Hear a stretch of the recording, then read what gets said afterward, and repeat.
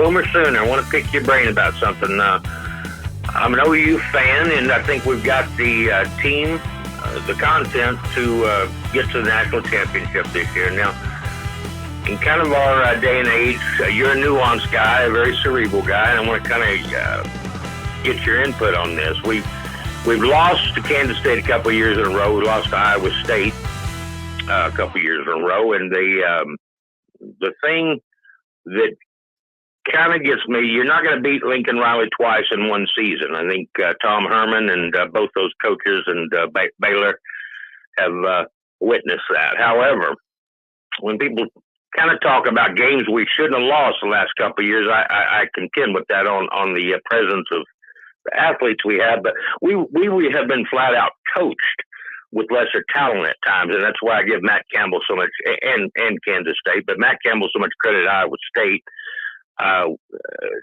celebrating that 5-star mentality in lieu of the talent. My question is, do you think that all things being equal, if you get into the final 4 teams, all teams being equal, let's say Ohio State, Georgia, Alabama, Oklahoma, who would you take? Well, what horse would you run with as a coach and his staff respectively, but mainly the coach, because that's where the buck stops, to win it all? Where do you think Lincoln Riley falls short on that? He's an offensive genius, to be sure. I think Alex Grinch has done a wonderful job. However, I think it was short-sighted, too, that some of the things that were done by Alex Grinch in progressing the defense and getting some of these younger players in, it was in part and parcel because of a progression and the COVID year, et cetera, too. But they didn't want to lose any more games last year, and they needed to put some people in that secondary. The same thing, and I want to ask your input on this, too. This was really glaring to me when we got towards the end of the season, when Ramondre Stevenson and Ronnie Perkins came back on the team. There was such a difference between those two players and the whole psychology of everybody around them, not just what normally two players would provide. I mean, that's where it turned for us. That turned dramatically. That kind of bothered me. Who do you think is going to supplant that for Ronnie Perkins? That primality, because those were big things, and I thought that was a very glaring thing. And that's where we're going to have to go through with not that we don't have the horses to do it, but the psychology. Who do you think is going to replace that Ronnie Perkins on that team? And just your overall input on those two things. So the two things that come to mind about Oklahoma football and what could be the difference between what we've seen in the past versus what we're going to see this fall is, you spoke about the running game. So Spencer Rattler, from the time he stepped on the field against, I think it was Southeast Missouri State, and I saw highlights of that game, I thought, yeah, he's as good as people have made him out to be. Not that he needed to make really great decisions or do anything like that. I'm just talking about the ability to throw the ball. It was just obvious that he's that smooth, that gifted.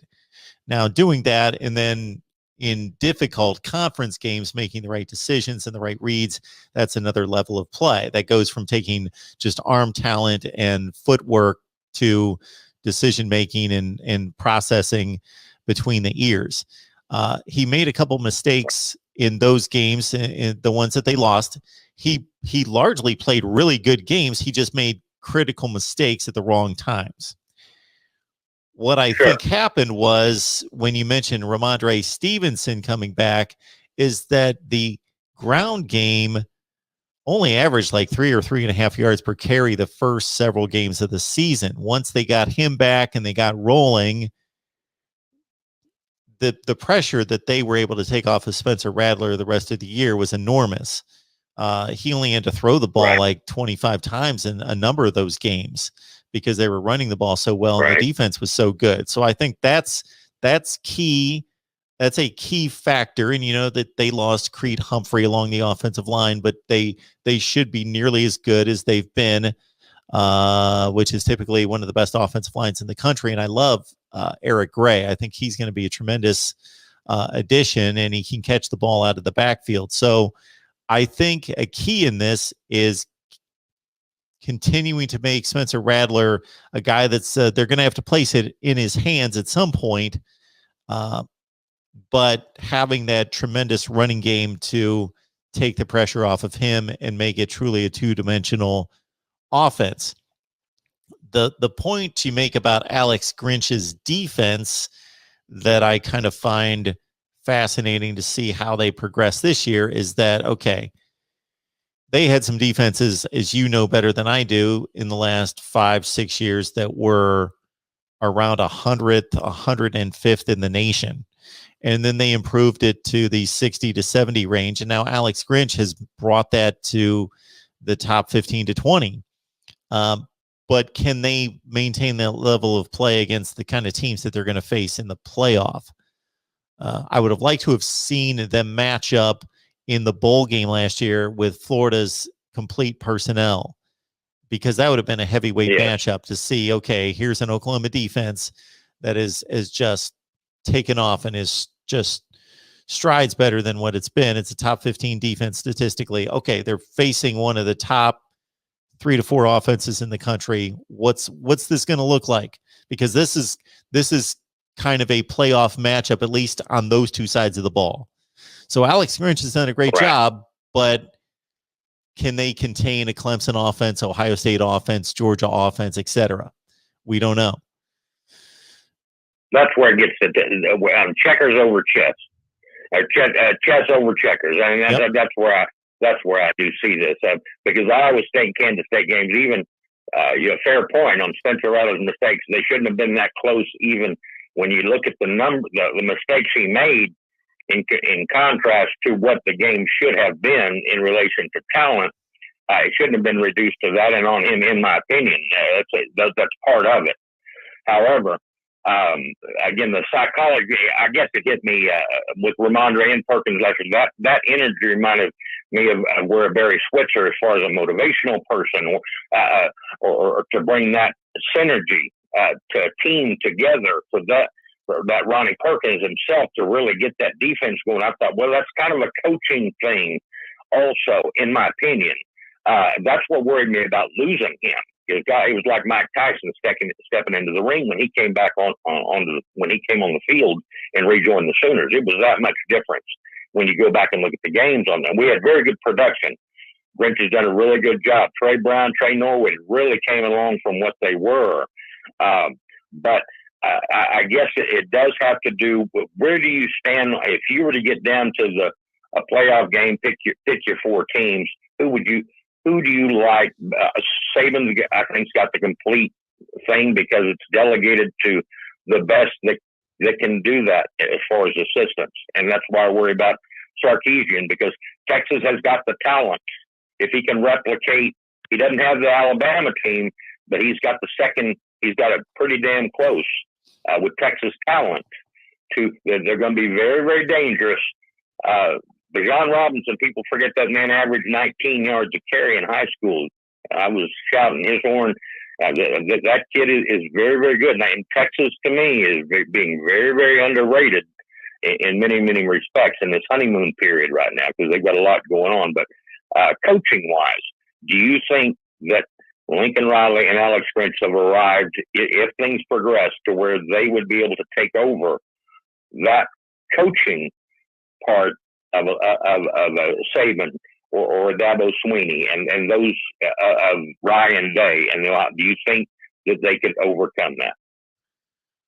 Well, not to take anything away from Ryan Day, but I think what we saw in the national championship game was something similar to what we saw. I don't know how much of an NFL fan you are, but something similar to what we saw in the Super Bowl a couple of years ago, where Sean McVay's an amazing coach, offensive innovator, but he met his match in Bill Belichick, and he was taught a lesson. And I think he'll probably learn from it to get better. But Bill Belichick held down one of the great offenses in the NFL, one of the 3 or 4 best offenses, to 3 points.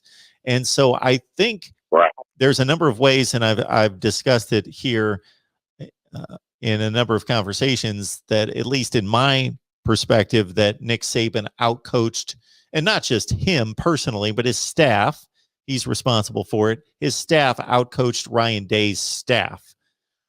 So he would be the only guy that I would say that I would want to see whether Lincoln Riley can match Wits with Nick Saban, because I know that he can with I would think, and I'm not taking away from Riley, Day, or Dabo Sweeney in any way, but Nick Saban's the only guy who we can only really point to one important game in his career that they got shellacked, and that's against Clemson in the 2018 championship game.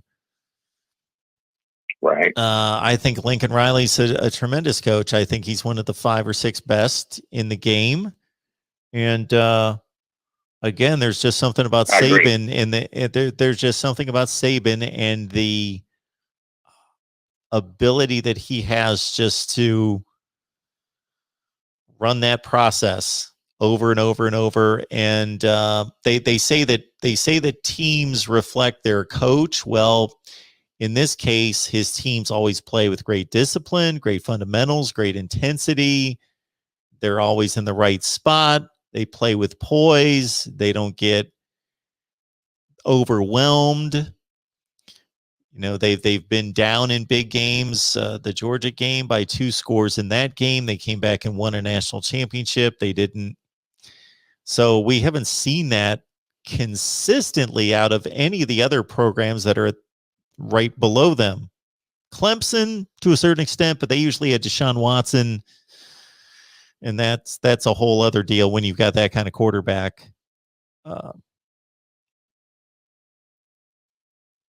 And the way Dabo built Clemson is something too, where that footprint when he was not where Clemson was, but in the progressive part to win a national championship, to be a team in full, I think with Venables, which I was not a Mike Stoops fan ever. He did early in his early first post Brent Venables back with his brother, but he was way past needing to be gone when he was let go. And I think we're accomplishing that. And I wouldn't trade Lincoln Riley for the world. I just wonder about the mental part of it, because I like a lot of other Sooners, we worry about swallowing the perfume a little bit too early, and we'd rather be the underdog. And that's where Bob Stoops' teams did the best. And you've opined on that before too, rather than when we were ranked first or second to win at the end of the year. So that's where we kind of have those hiccups. The risk of being overconfident. Lincoln Riley's a West Texas boy. He'll country dumb you. If you beat him that first time, and again, the second time in one season, he's already proven that's not going to happen. That's on tape. But going into this, that's what does concern me towards the psychology, the emotional part of that. And staying consistent with that, because I think we can ill afford to lose that to a Kansas State and be forgiven, or if Iowa State maximizes their potential. I think Matt Campbell's an amazing coach. I think he's a chess player. He's beaten Lincoln Riley. He's outcoached that man.